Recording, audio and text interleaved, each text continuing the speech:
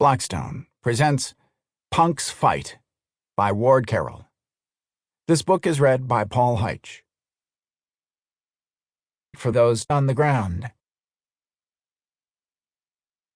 Chapter 1. Closing the steel hatch behind him, Lieutenant Rick Punk Reichert realized that over the course of the last week he had become a stranger to the sun. He moved across Vulture's Row, the aircraft carrier's observation deck, adjusted his sunglasses, and pushed the foamies a bit deeper into his ears. At the base of the island, 60 feet below, a tomcat roared to life, joining the shrill chorus of airplanes readying for the launch.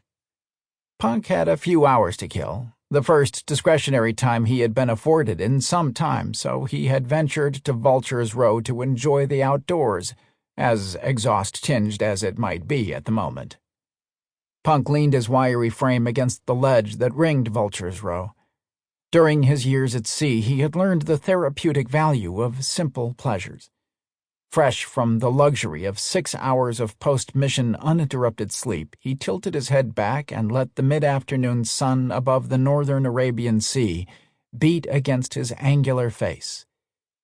He thought back to his flight school days in Florida, when the beach was only a step out the back door of the cinder-block Rambler he'd rented with 3 fellow students.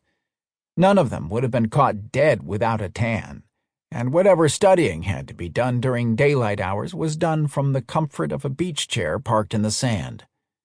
The lieutenant pushed a khaki-colored flight suit sleeve up his arm and considered his skin pale from having been bathed for days in nothing but the fluorescent light of the carrier's bowels or the artificial glow of his cockpit, and wondered if he'd ever again have time for pursuits as frivolous as tan maintenance.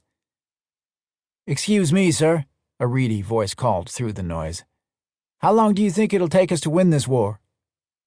Punk looked to his left where a young black sailor wearing mouse ears, bulkier but more effective than the foamies, stood, an earnest expression behind his thick Navy-issue glasses. The question snapped Punk's mind briefly back to the mission over Afghanistan he'd flown during the first hours of the day, a strike against a fuel farm in the heart of Taliban-controlled territory just north of Kandahar.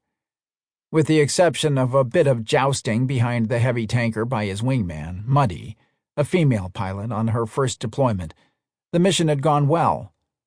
Save the occasional flash of ineffective small arms fire from the ground, the 2 Tomcats had been unopposed in the course of dropping 1,000-pound bombs on the assigned geographic coordinates. Sample complete. Ready to continue?